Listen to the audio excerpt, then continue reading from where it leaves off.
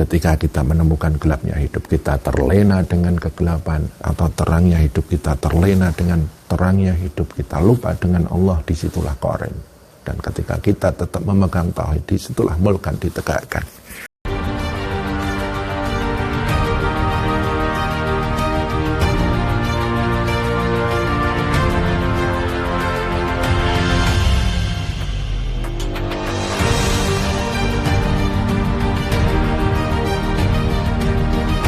Dari kita lahir sampai kita menanti mati,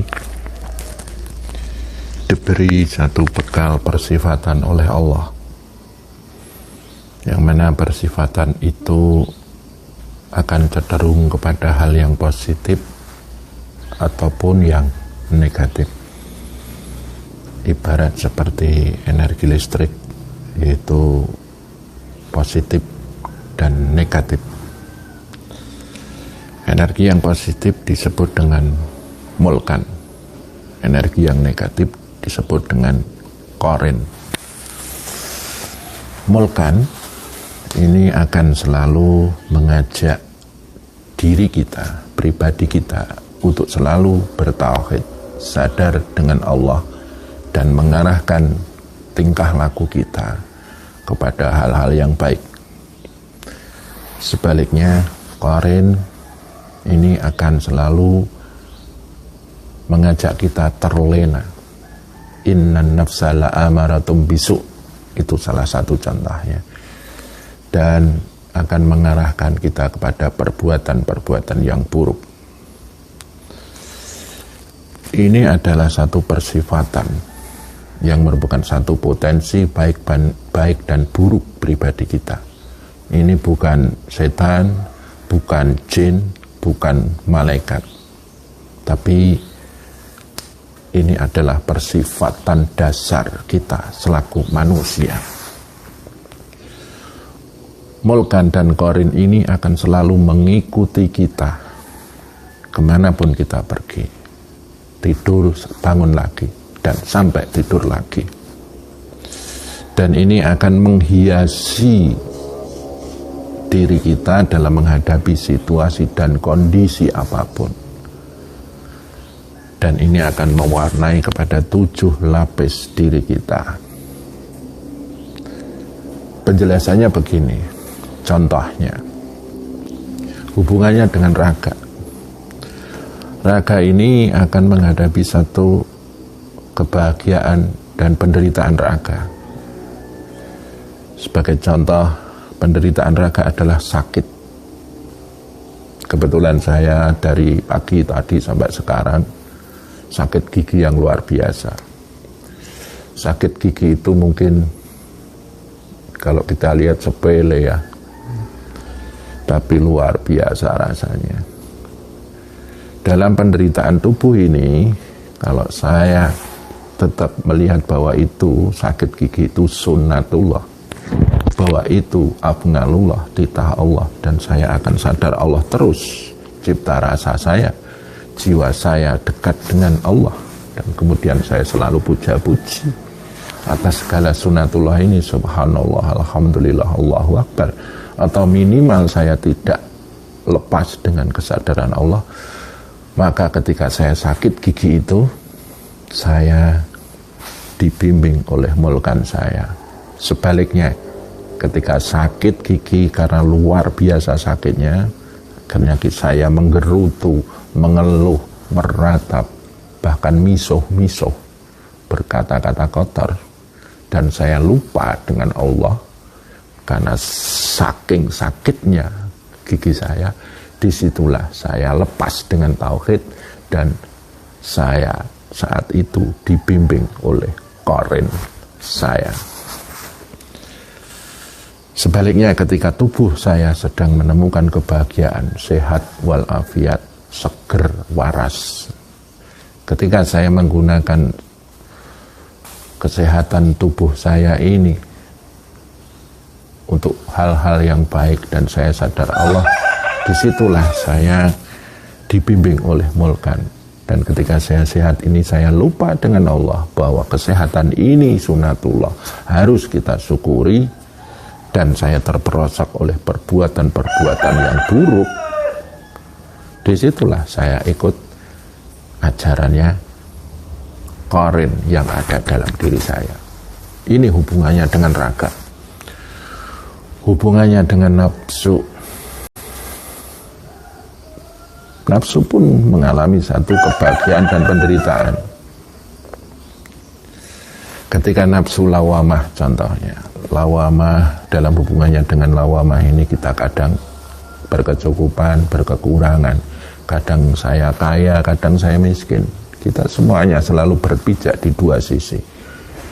Ketika kebetulan saya dalam penderitaan lawamah, kemiskinan, kekurangan, banyak hutang, sulit diselesaikan. Di situ setiap hari saya hanya menyadari, merasakan keadaan yang berat tersebut. Nyesek hati kita, napas kita. Tiap hari yang kita sadari adalah penderitaan-penderitaan ekonomi kita, hingga kita lupa dengan Allah. Disitulah kita sedang dibimbing oleh Qarin.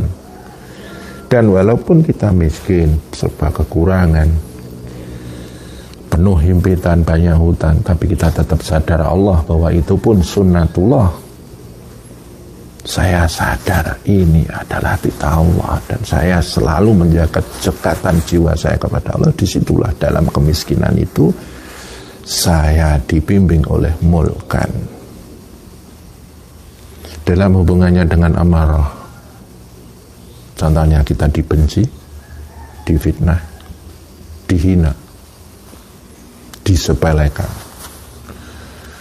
Ketika saya marah dengan hal itu, saya nggak terima, dendam, benci, sehingga saya lupa dengan Allah. Dan setiap hari yang kita rasakan adalah dendam, benci, dan tidak terima. Terus kita setiap hari tidak bisa tidur karena orang benci, orang dendam itu seperti jatuh cinta. Terbawa ke tidur, bangun tidur, ingat lagi, kita sakit hati, benar-benar sakit. Dan lupa dengan Allah, terlena dengan keadaan sakitnya hati itu. Disitulah kita dibimbing oleh Qarin. Akan tetapi kalau ketika dalam kehinaan, dibenci, istilahnya dijelek-jelekan, ya, direndahkan sama orang, kita tahu bahwa itu pun sunatullah. Kita tetap Allah, sadar Allah, dan kita tidak terpengaruh oleh hal-hal tersebut. Kita tetap menjaga ketenangan jiwa kita. Disitulah kita dibimbing yang namanya Qarin. Ini berhubungan juga dengan nafsu supiyah. Ketika kita menemukan nikmatnya hidup dan kepahitan hidup, ketika kita menemukan kenikmatan dan kepahitan hidup, kita justru terlena, istilahnya terbawa oleh arus kenikmatan dan kepahitan. Kita lupa dengan Allah. Disitulah kita dibimbing oleh namanya Qarin. Manis dan pahit itu sama-sama melenakan. Kalau kita dibimbing oleh Qarin, kita akan terlena dan lupa dengan Tuhan. Yang kita sadari tiap hari adalah kepahitan dan kenikmatan hidup tersebut. Dan ketika mau pahit, mau manis, kita tetap sadar Allah. Jiwa kita selalu dijaga kedekatannya, cipta rasa kita selalu dijaga kesadarannya, nafas kita selalu bernafas tauhid. Disitulah kita dibimbing yang namanya mulkan. Hubungannya dengan nafsu ini, orang yang dibimbing oleh mulkan, maka dia akan selalu mutmainah, tenang. Orang yang dibimbing oleh Qarin, nafsu mutmainahnya roboh, jauh dari ketenangan nafsu, dan jauh dengan ketenangan jiwa.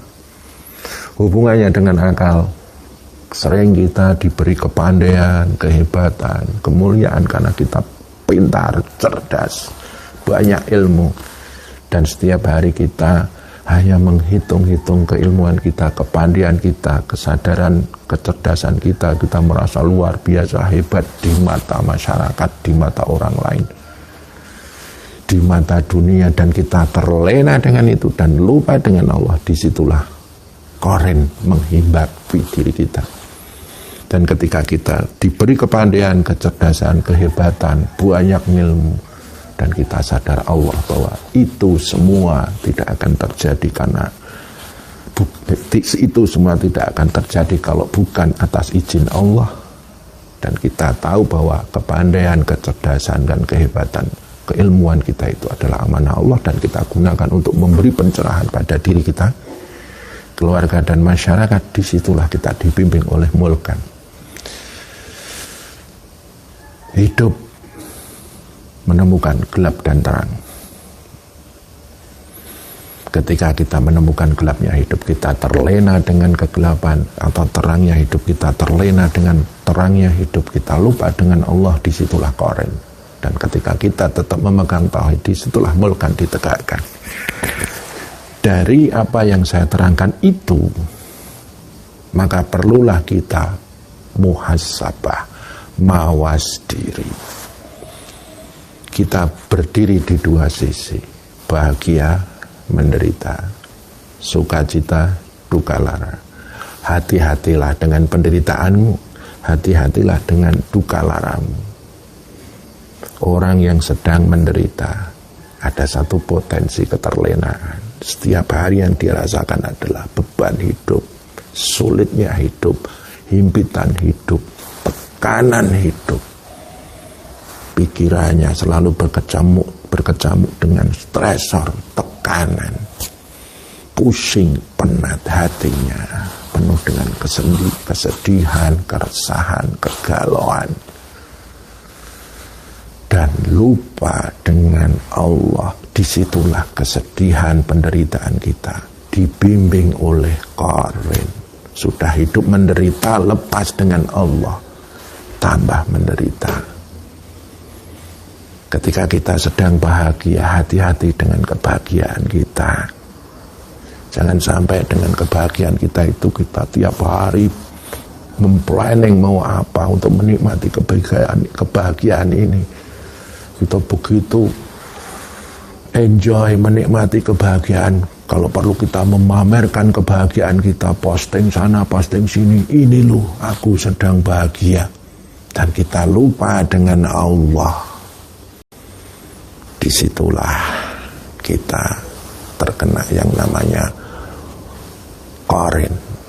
Jadi bahagia, menderita, suka, cita, duka, lara, yang kita harus tetap pegang adalah tauhid kita, kedekatan jiwa kita dengan Allah, kesadaran diri kita, zahir batin cipta rasa karsa kita akan Allah. Sebab apa? Barang siapa yang hidupnya dibimbing oleh korin, dia akan mabuk oleh kehidupan. Dia akan terlena dengan warna-warna hidupnya. Walaupun hidup itu selalu ada dua warna, bahagia dan menderita, sukacita dan duka lara. Kalau dia dibimbing oleh korin, maka dia akan kena yang disebut kemabukan, mabuk kehidupan, sakaratul hayat. Dan suatu saat nanti kalau dia menghadapi kematian, dia akan menghadapi sakaratul maut, mabuk kematian. Kematian adalah sebagai satu pembegalan kebahagiaan di dunia, sebagai satu titik dia ditinggalkan oleh kebahagiaan dunia atau dunia ini dengan segala isinya. Maka dia akan menemukan kemabukan, dan dia tidak paham mati ini mau kemana, jiwa kita mau kayak apa. Seperti itu. Sakaratul hayat itu dibimbing oleh yang namanya korin. Dan sakaratul maut, titik kematian kita, dibimbing oleh korin. Beda dengan orang yang dibimbing oleh mulkan. Apapun warna hidupnya, apapun keadaan hidupnya, mau bahagia, menderita, sukacita, duka lara, dia tetap tauhid, sadar akan Allah. Maka ketika dia nanti meninggal, dia akan menemukan satu dalil Nabi, man qala la ilaha illallah fi akhiri hayatihi dakhalal jannah. Barang siapa yang meninggal di akhir hayatnya mengucapkan la ilaha illallah, maka surga akan menunggu dirinya. Kenapa bisa seperti itu? Karena hidupnya dibimbing oleh mulkan, selalu mengucapkan la ilaha illallah Muhammadur Rasulullah sallallahu alaihi Muhammad. Qarin dan mulkan dan qarin ini setiap hari akan menjadi satu energi yang berkolaborasi dalam diri kita dan akhirnya mengasah tauhid kita, mendewasakan jiwa kita. Jadi qarin ini mengajak kita yang baik, mulkan mengajak kita yang buruk. Qarin mengajak kita bertauhid, mulkan mengajak kita bertauhid, qarin mengajak kita untuk kufur. Bukan berarti qarin ini enggak ada gunanya, justru ada. Dengan keburukan itu untuk melatih hakikat kebaikan kita, dengan kekufuran melatih hakikat keimanan kita, tauhid kita. Komparasi keduanya ini akan mendewasakan iman kita, tauhid kita. Jadi semua ini tidak bisa dihilangkan, qarin tidak bisa dihilangkan, tapi kita harus hati-hati. Makanya harus ngaji, ngasah jiwa, ngasah hati, olah cipta, olah rasa, olah karsa.